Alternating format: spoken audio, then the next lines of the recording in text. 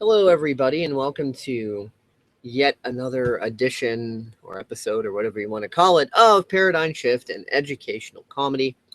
And we are here today with, well, me, Dave Kelso, and Katerina Roy and Paul Roy to talk about the abundant shock paradox. And I'll open by saying one common emotional dysfunction I've seen within people is that they direct their sadness, anger, and so on inward at themselves. I've noticed that these people intellectually and conceptually understand what's going on and why, but they become so used to their collective Stockholm Syndrome state that positive things actually activate self-abuse programming. Their comfort zone has been repression, and like a computer crashing because it's been given data that it has no clue what to do with, people's minds are crashing when they realize that, yes, they are deserving, they are worthy, they do have true power, and not only are they fully capable of wielding it, but that they have a responsibility to do so. Upon crystal clear realization of this, their brains panic with the idea of, I have no neural networks pre-existing to tell me how to deal with this new data. And because they were never taught how to override their default programming by way of using their frontal lobe, they shut down in an implosion of feeling victimized by their own realization of their empowerment. It seems almost counterintuitive that this would be their reaction. When looking at it like a computer being fed data that it has no programs installed that are designed to handle it, but then the computer tries to handle it anyways and then crashes as a result, it actually begins to make a whole lot more sense when we apply this analogy. I've seen many people who have come to fully understand their own power to create positive change. Their conundrum being that it is the realization that they do indeed understand clearly that sends them into an emotional implosion. The neural networks then take over that are programmed to seek out their comfort zone in order to attempt to regain some sense of societal operating system, and they automatically initiate a protocol of self-sabotage. I refer to this as abundant shock, an adverse reaction to empowerment when someone has only ever known disempowerment. Well written. Thank you. And concise. Do what? Well written. And concise. And concise. Yeah, one of the best jobs of summarizing I've done yet. I amaze even myself with this one. Dave, summarize? When did that ever become possible? No, that could not be. But hell's been freezing over a lot lately, as per our last hangout. So Seriously. Satan is a very unhappy camper right now.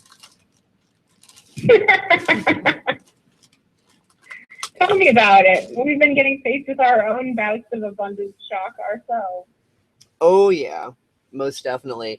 It seems to be like a major theme.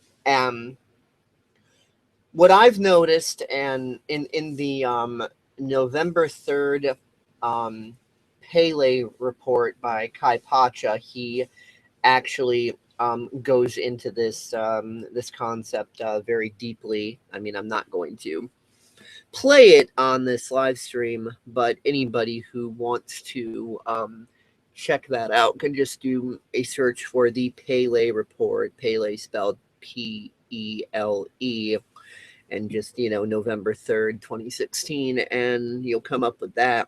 But basically, he discusses in part on there how to move through and overcome the abundant shock that, basically that a lot of people don't overcome it because, they have this this avoidance reflex. They get frustrated and they avoid. But it would be better to realize that there's a part of ourselves that in order to make something real, requires this rite of passage or this hazing or this initiation, and that the self-abuse, as counterintuitive as this might sound, the self-abuse can actually be used to move out of the self-abuse and to better, be able to accept, better, more positive things. Because, when you've beaten the shit out of that proverbial wall enough times that you see it is still standing, then that's a solid reality for you at that point. You've done it enough to where you could say, okay, well, that's what this is, and that's solid and that's stable. So now I can believe in the stability of this reality. Because the whole abundant shock thing and being used to the comfort zones, the opposite of that is thinking, oh, if it's not in my comfort zone, then it's not stable. Even if it's nice, even if it's wonderful, there's no way it can last. It's not stable. It's going to collapse like a house of cards. So it's better to just, avoid the good things and remain in the suffering that I'm used to, because if I embrace the good things, I'm going to be even more hurt. Well, the way through it is to face the good things in a way that satisfies your addiction to suffering. So instead of avoiding the good things, embrace them. Let yourself have the level of suffering that you're used to while doing it. Beat the living crap out of that positive thing for as long as you need to make sure that it's stable and that it's not going anywhere. And then when your mind can be completely, fully, logically satisfied that you've met your suffering requirements, then and only then, in that last desperate act of surrendering upon the realization that, okay, maybe this good, positive thing might be fitting into my comfort zone after all, then and only then will you accept it. Yeah. I mean, hey, you've seen me go through that process so many times. We've all gone through that process, I think. Yeah. Right now, Kristen's going through that process. Right now, Rochelle is going through that process hardcore. Right now, Richard is going through that process. You're going through that process. Paul's going through that process. And I'm going through like this, all these different themes throughout this year of discovery. I've been having like this weird inversion thing going on. Because like, even though I personally have cleared a lot of this stuff, one of the old sticky paradigms is that, oh, well, if I've cleared it, but everybody else around me hasn't, then that's a threat to me, that it's going to take my nice new positive place and collapse it and turn it into a nightmare. So I've gotten to watch everybody else around me go through all this stuff so that I can face the idea that, okay, even surrounded by all this chaos in the eye of this storm, I can still be me. I can look at it and see what about my own old paradigms that reflects. And then that forces me to face it and decide what I want to do with it. Because,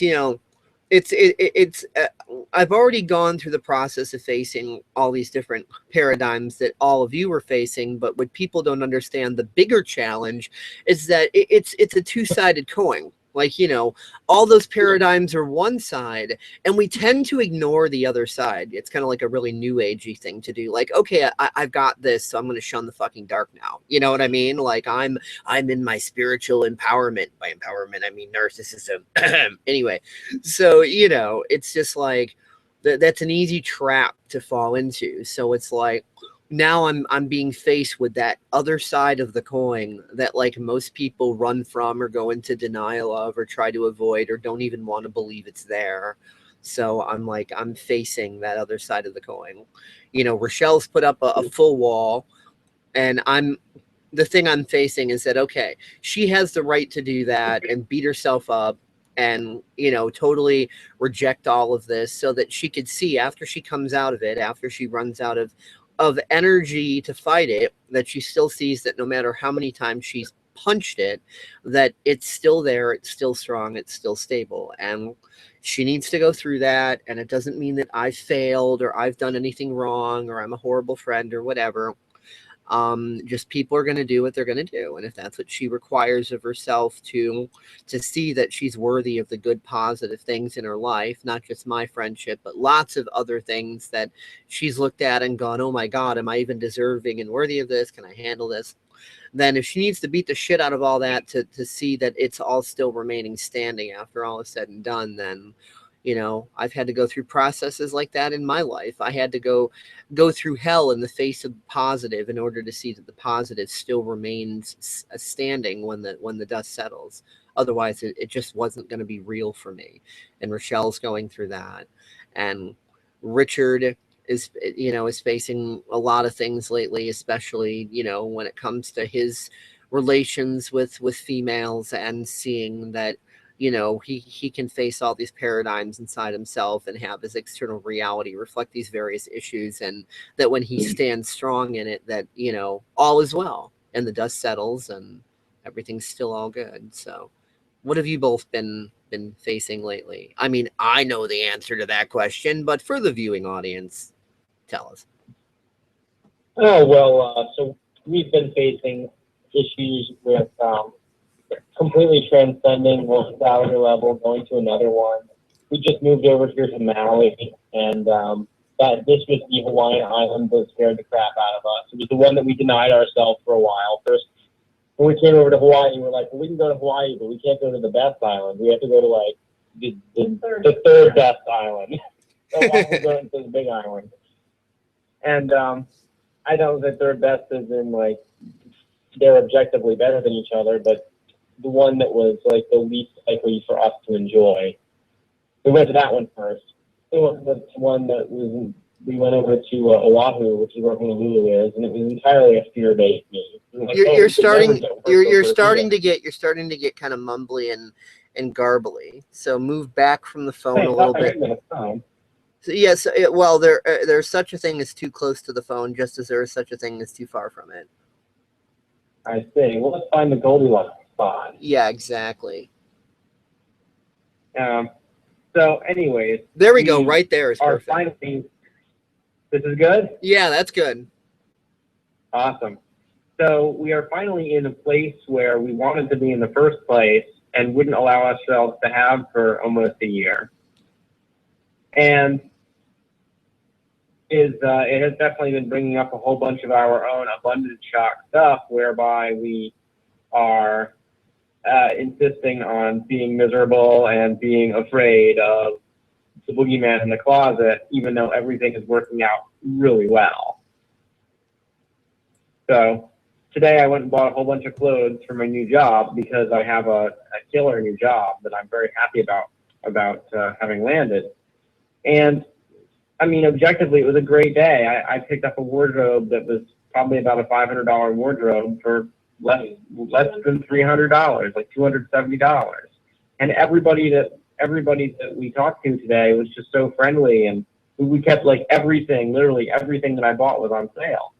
You got an $80 pair of shoes for $30. Yeah, I got an $80 pair of shoes for $30. It's cheaper than the thrift store, and it's brand new. Yeah. I don't pay retail for anything, so I love it when that happens.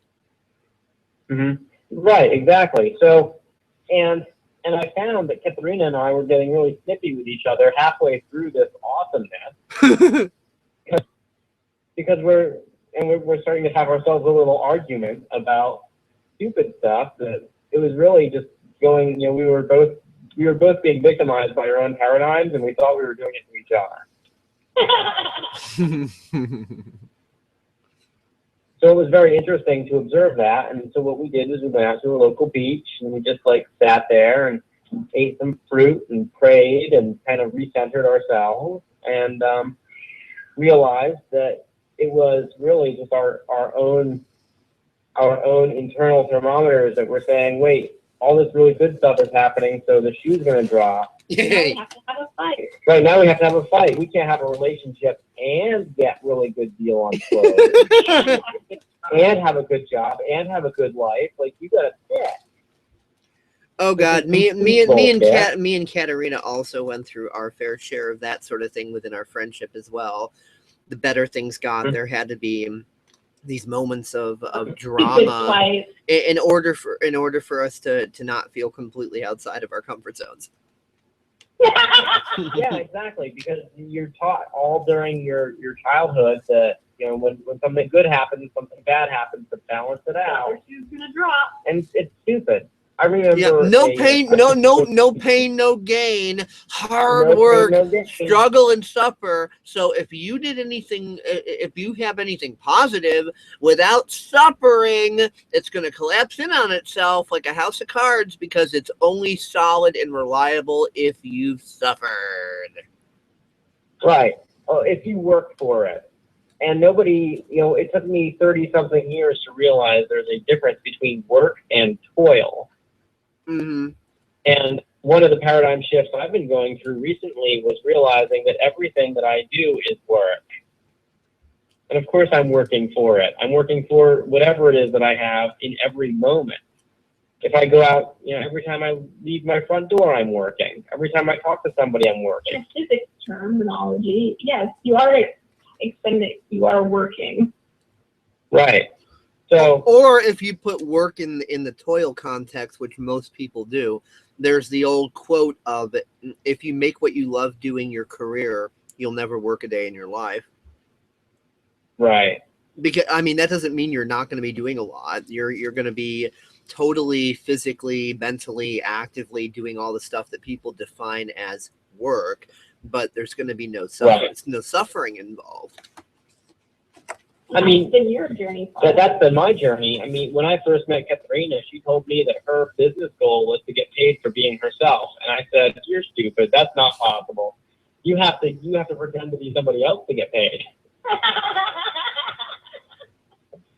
Yeah, and you know, I realized that as I've started my own projects that I'm passionate about, I work on them 60 to 80 hours a week. You know, and I love them. Once you guys get, like, you know, it's a journey over time, but once you guys get uber awesome results with your YouTube channel, and, you know, a bunch of money starts coming in from that, it'll show you, oh yeah, being myself, I can actually make that my career and get paid for that. That's not just some bullshit thing that Katerina pulled out of her ass one day because she smoked too much weed or whatever it was that you were thinking about it at the time. Right. It's so true. And also to realize that when you start getting paid for this stuff, it is because of all the work that you did at the beginning. I've been working on my YouTube channel for about 2 hours, sitting on the couch, and you know what? I'm not going to receive a paycheck for it today or on Friday. I'll receive a paycheck for it for the rest of my life. You know, most businesses that people sink like 50 grand into to, you know, to start up, like storefront businesses or whatever, like, they usually don't make $1 for 7 years on average. Exactly. And so it's like with something like YouTube, it's like you're paying nothing but time and effort. No, you don't have to drop 50 grand on a major risk. And I think that makes YouTube like one of the most triggering things. Like, if you recall, you know, way back in the day, I think Paul, I think you were on this call too. You may or may not have been. I'm trying to remember, but do you remember the hangout called "How to Fail at Making Money on YouTube"? Yeah, I believe that. I think I was on that one. Yeah. I wasn't 100% sure. I have to check back, but yeah, that definitely. And the whole premise around that is people get super ultra triggered about YouTube because it's a complete violation of their comfort zone. Like, wait a minute, I can just go on there and be myself and make money. So then they sabotage themselves and go, oh, well, I can't, you know, plant the tree seed today and have the 40-foot tree tomorrow, so I shouldn't even bother. Like, as if that's a requirement. Like, oh, I should be able to be on there for 1 or 2 days and have it rain thousands of dollars. If I can't do that, well, fuck it. I'm just not good enough to use YouTube. I'm not worthy. I'm not deserving. I'm stupid. I'm not going to be able to make that work. So fuck it. I shouldn't even try. That's a story they tell themselves. The real thing is they are afraid of their success. They're afraid of being contradicted addicted. Like, oh my God, if I just go on there and I'm just being me, and like I start to build a nice demographic over a few years and I start getting paid for this, that's going to totally contradict what I think reality is. And I'm going to feel like I'm walking around in an alien world where I don't know the physics and I'm totally out of my comfort zone, and oh, woe is me. So that's pretty much the main thing that freaks people about stuff like YouTube, and why they stay away from doing anything with it, because it blows away most of their excuses.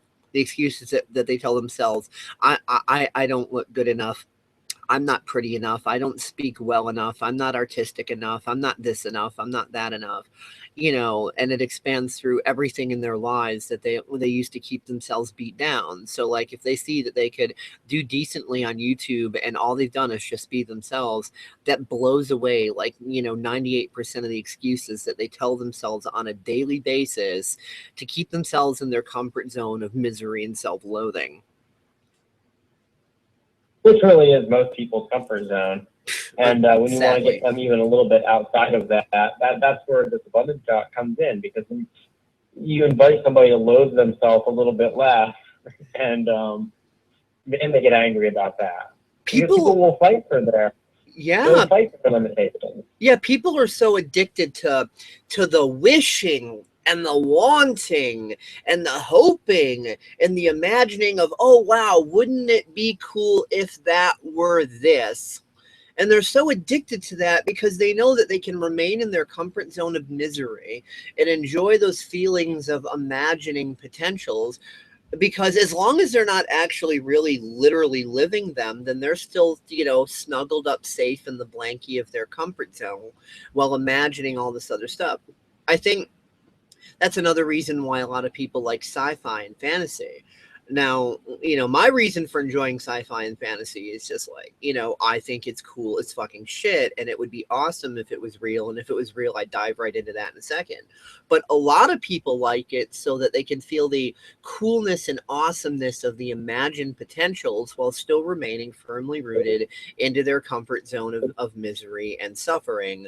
So they use it as like to take a quick break from their suffering, but in such a way that it's not a complete break. They're still nestled in the nest of their suffering, but they're not feeling the full-on profoundness because they're taking a little mental break and watching a TV show right now. I mean, I used to do that with video games. Video games for me were a way of climbing up an artificial ladder, when the fact is that I wasn't doing anything that I actually wanted in my life. And it took me a long time. I had to put video games away for probably about 5 years while I developed a healthy relationship with what I actually want in my life. And only recently have been re-exploring them, and in a much more healthy way. Yeah, video games are really great for brain training. But, you know, it's brain training is like a hammer. You can bash someone's skull in, or, you know, build something constructive with it. So it's like, yeah, video games can be used to improve hand-eye coordination. They can be used to build neural networks for, you know, problem solving and strategy, and all sorts of productive uses that video games can be used for. But they can also be used as an escape mechanism, you know, kind of like drugs, and like weed, for example. Like medically, weed cures most diseases. Weed is healthy, weed is nutritious, and weed can actually overclock and open up those neural networks to lead to lots of productivity.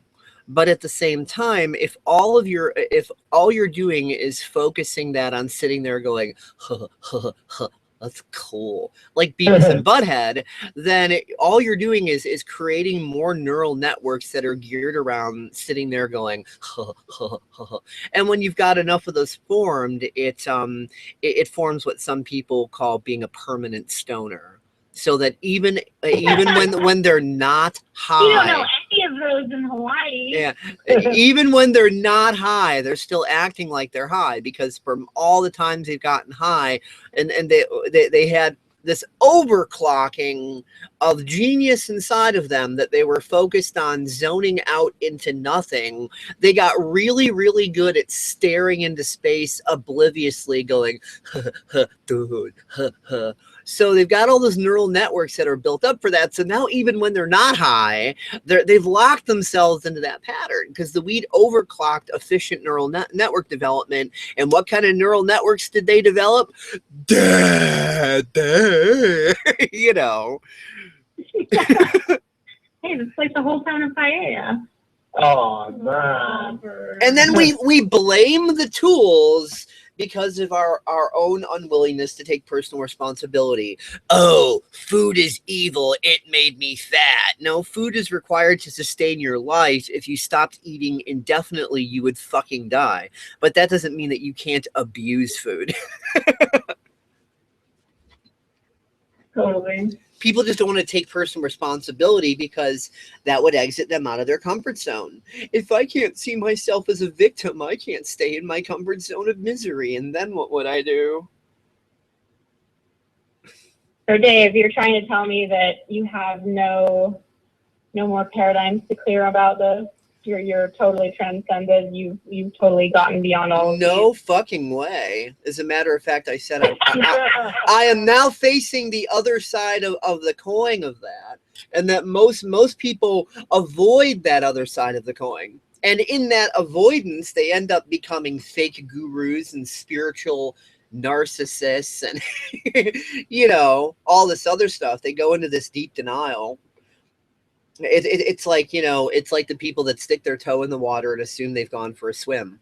You know, it's just like, yeah, okay, so like, you know, you did the first part of it, you're on the second square on the game board, but then you're acting like there's no more game board. Mm-hmm. You know, so like I said, a lot of people around me are facing that first square, that first side of the coin that I've already faced, but that first side reflects the second side. Because it's a coin, it's two-sided, right? Technically three-sided if you want to imagine, you know, the border of the coin between the two sides, and this is the third dimension and all. But, you know, so it's like most people, you know, they face the first side, and then they're like, oh, I'm done. It's like, yeah, no, fuck you. You're nowhere near close to done. It's like you took all those years to face that first side. Now everything you know about that first side is going to be there to help you in the next number of years of facing the second side, provided you don't avoid it and run from it. Right. Oh yeah, so I'm like in like the next part of that journey. It's like going deeper down the rabbit hole. You know, most people they just hang out around the border of the rabbit hole and think they've actually done something. You know, oh, I looked down, I saw Alice down there somewhere. All right, I'm done. I've you know, I've made my journey. It's like, no, you haven't.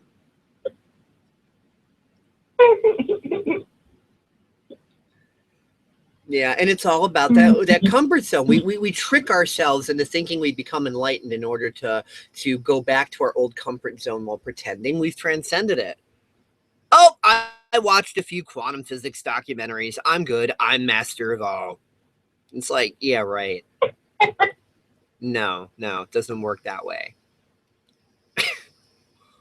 Yeah. And just like people in the truth movement, you know, they have a few pieces of information like, oh, I know everything about the Illuminati, and if you disagree with me on anything, you're a government paid shill or a stupid sheep or whatever. So I'm going to just totally spit out venom and contempt at you, which is, you know, is what the elites want, divide and conquer. But I'm going to ignore the fact that I'm acting like a big, ginormous hypocrite asshat right now and act all smug and superior in order to put myself in denial about my inferiority complex that I'm overcompensating for with my superiority complex. I see a lot of that in the truth movement.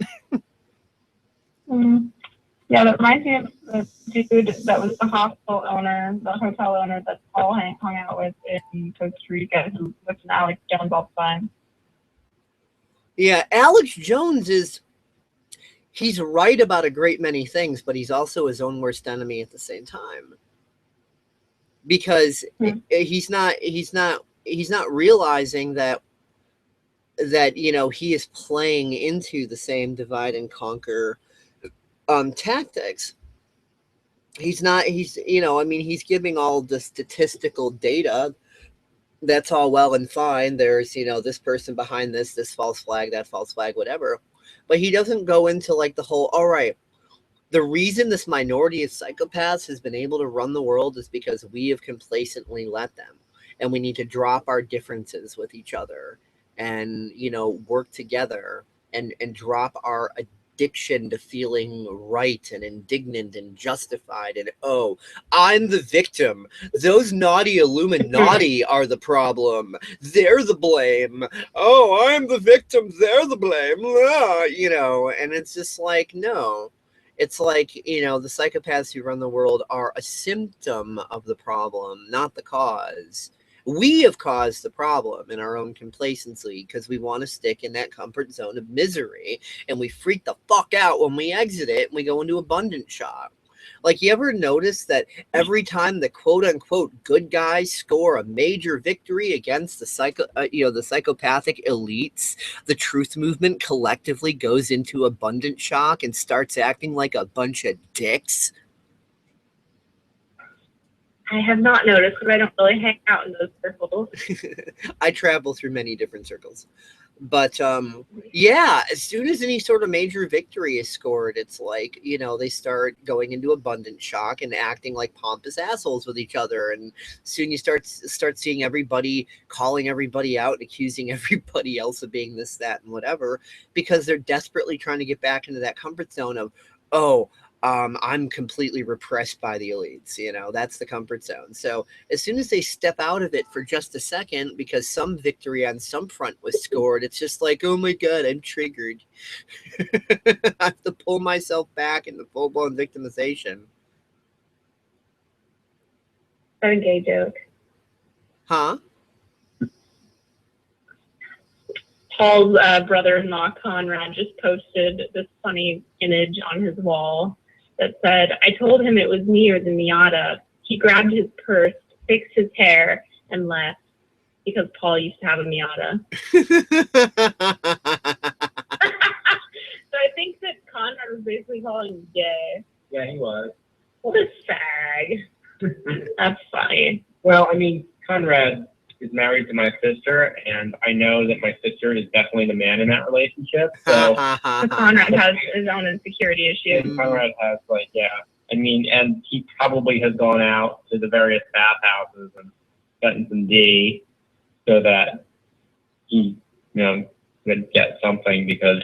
Also, you've been faced with the paradigm of sharing, like, what our new business is money, power, sex. Oh, yeah. And now, like... And I haven't heard a word. I haven't heard a peep. Word back from him after you told him what we were up to. Yeah. You know, that also reminds me, Facing. people act like fucking 12-year-olds in the face of those topics. No disrespect it meant to actual 12-year-olds. Oh my God, he said pee-pee, wee-wee, doo-doo. Oh, that's so naughty. Get your rape speech off my Facebook. You know, it's just like, what, are we all fucking 12 here? Like, we can't be mature, responsible adults and actually have civil discussions about these sorts of topics? Like, really? Like, we have to shun the topic? Oh, we can look at that because mommy and daddy said it's evil. You know, it's like, what the fuck? Right. Oh my God. People even act that way when faced with, like, biology. You know, it's like, oh, don't dare talk about, you know, certain aspects of biology. Doesn't matter how much you're referencing the cellular structure and the chromosomes, people done gonna get triggered. Mm-hmm. Totally. It's totally fucking funny. Yeah. But anyway, the whole, tying back to the whole abundance shock thing, like, this guy, his brother-in-law has, you know, invested a lot of money into his business, and, you know, the idea that Paul and I could, like, do things with content and information and stuff like that, and not, like, buy $200,000 pieces of machinery that we need to take out a mortgage payment on, or whatever the fuck it is, the payments on. You know, like, the fact that we don't need to do that is, like, completely outside of his paradigm. So, you know, he thinks Paul's dumb or whatever for doing it, or that it won't work, and he just can't be supportive because it's so far outside of his paradigm.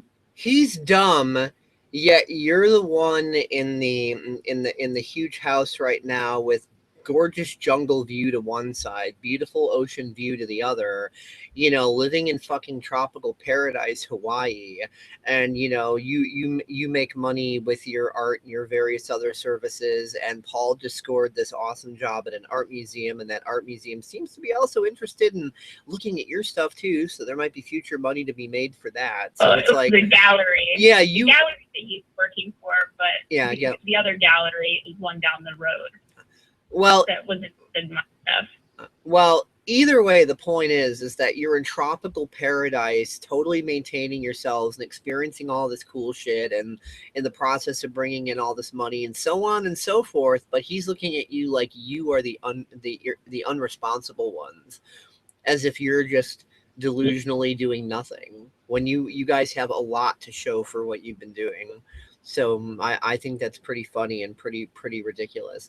It just goes to show when I tell people that you could show people all the evidence in the world about anything, you know, whether you're talking about quantum physics or any other aspect of science, or what the so-called elites are doing, or evidence about anything. It doesn't, the facts don't matter, because people are going to believe whatever they want to believe, and they're going to take action based on their belief systems, not the facts. I'm sorry, Dave. The cat just started like fucking chasing its tail around the floor and like being a total schizophrenic. It's so funny. It's not the way you were saying was hilarious. You wanted it today, in which case, you're funny. We will stroke your ego because we love you. But anyway, I mean, so that's why there's no way to convince anyone of anything, and no matter how much evidence you put forth, it just goes through their paradigm filter mangling blender in their heads and comes out differently. This happens a lot when I try to explain certain things to my dad too, and I'm talking about mundane things, like not like, you know, big world picture stuff, but like just trying to explain to him how, okay, I'm going to install this way in the bog filter for the pond, you know, and like I'm just speaking normal human English, and like his brain's taking it to God only knows what level, and I always laugh and say, Dad, I speak English, and your mind turns it into Chinese somehow magically. Yep, paradigm blenders. Yeah, because we've been experiencing a lot more abundance lately, and you know, getting things done that we've been wanting to get done, and you know, really moving forward on things that we had been previously procrastinating on. So I think that's also stepping my dad a little bit more out of his comfort zone. Like, oh man, we're actually finally in the process of building the bog filter for the indoor pond that we'd been procrastinating on for years, and now after my dad getting cancer, he seems to be like happier than ever because he's met his suffering hazing requirements, so he's recovering nicely. He's done all his treatments and stuff, and he's all good now so far. But yeah, I mean, it's just been totally funny that like the more, you know, we move forward, and even on the more mundane things, like it's not some massively difficult fucking thing to build a bog filter. I mean, you know, even for people who don't know anything about ponds or whatever, it's like the physics of it is really simple. Wood frame, lake liner, you know, you put all the different size stones and stuff in there, and you know, the larger at the bottom, smaller at the top, and pump and pipe, and like that's it. It's not rocket science. It doesn't require 10 zillion math equations. It's, you know, like putting Lego blocks together in that sense. It's not this difficult, profound thing. Yes, Dave, we understand. Do you have anything more you want to say about abundance shock? Because I would like to wrap up our phone conversation. It's already 11 o'clock here, and I would like to head to bed soon. Alrighty. We have to do more product research for Money Power Sacks. Yeah. So basically, you have to go, you know, do your private thing there. Or your very public thing on the beach. Yeah, we totally did. Fuck on the beach. It was awesome. Twice. Now you just need to have sex on the beach while having sex on the beach, because sex on the beach is a physical act and a beverage. Yeah. I mean, it's good to have the beverage because it lowers your inhibitions, but frankly, I think that our inhibitions are low enough already. But it would still be funny just to say that you had sex on the beach while having sex on the beach. Having sex on the beach. Yes, we have totally heard this joke before. Yes, but our viewing audience hasn't, so hence my putting it forth. There you go. I will allow you to recycle this joke this one time. Oh, well, thank you for your permission, my lord and master. Bow to me.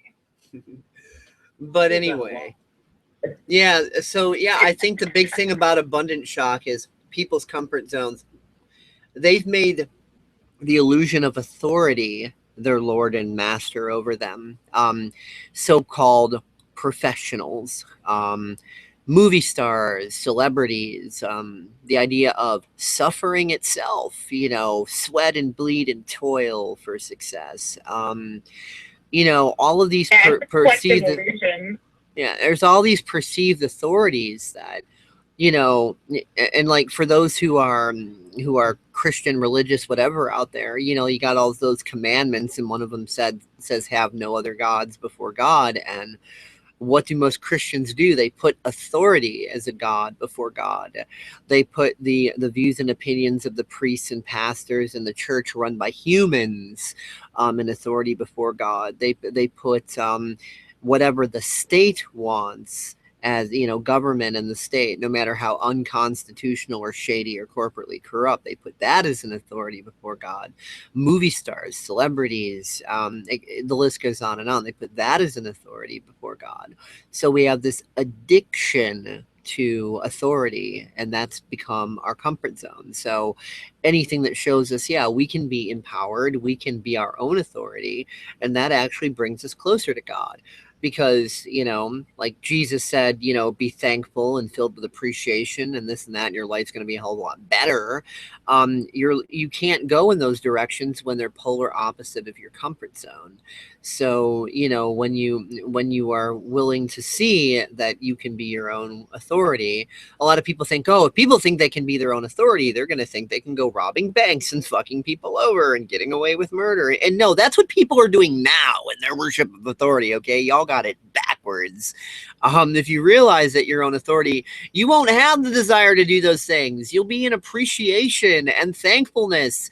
And the more you appreciate life and appreciate yourself, you'll appreciate God and appreciate others. And you won't be a big scummy douchebag. People have it backwards. They totally do, and I totally agree.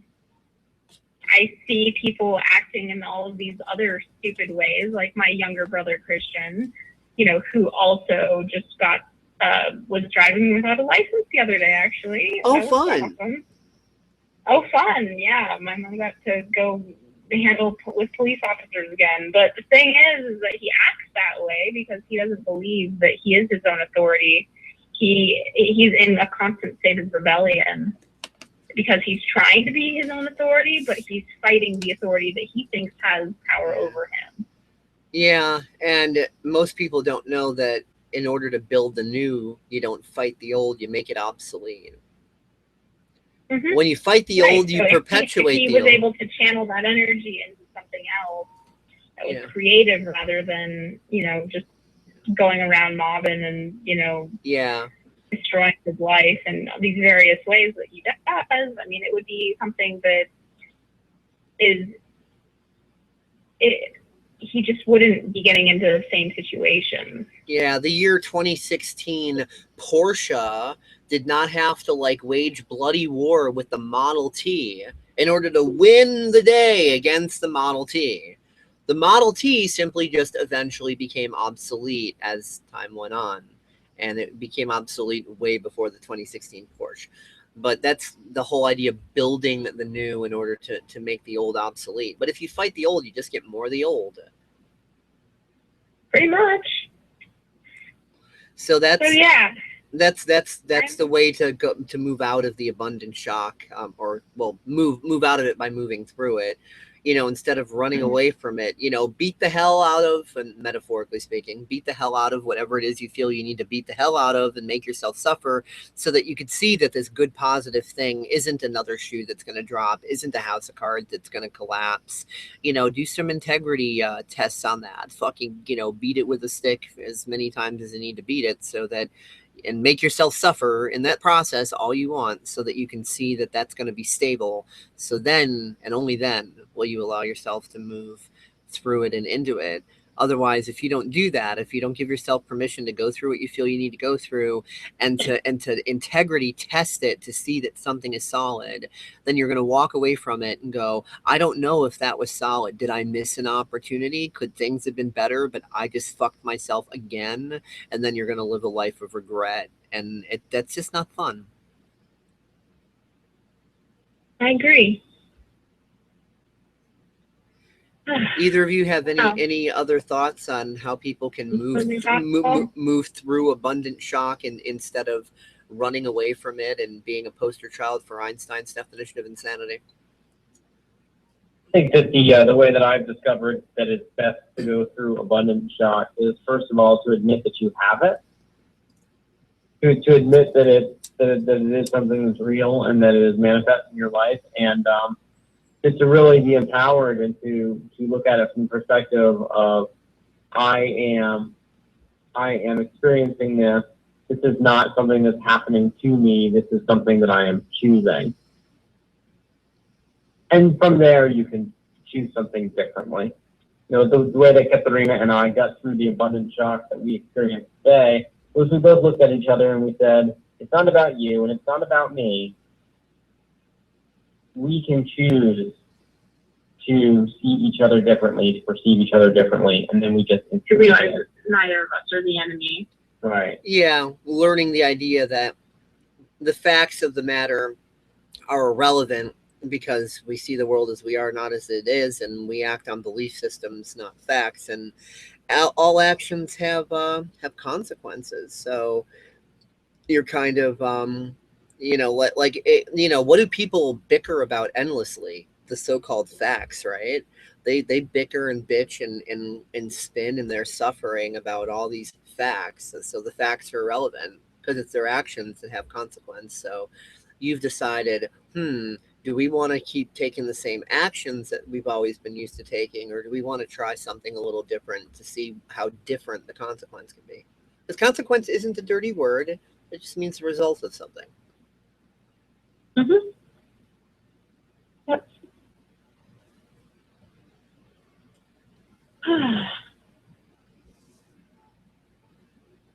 Well, I think that's all that I have for this evening, and it's time for me to go to bed. Too.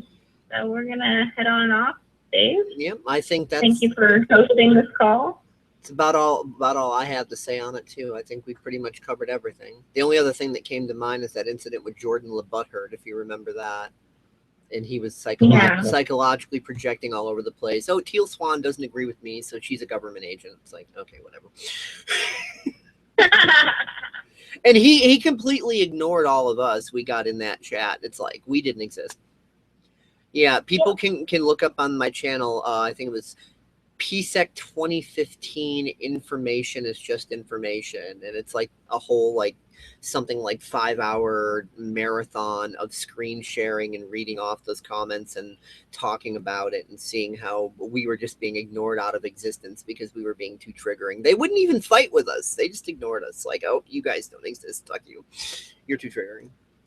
So thank you everybody for watching this, listening to this. I mean, obviously the screen just has a screen share of my little abundant shock paradox thing that I uploaded to DeviantArt. So that's all the screen has. Katerina and Paul are on Skype. So yeah, thank you for listening, watching, whatever you want to consider it as. Hope everybody has a wonderful day, night, whatever it is in your part of the planet. So peace out.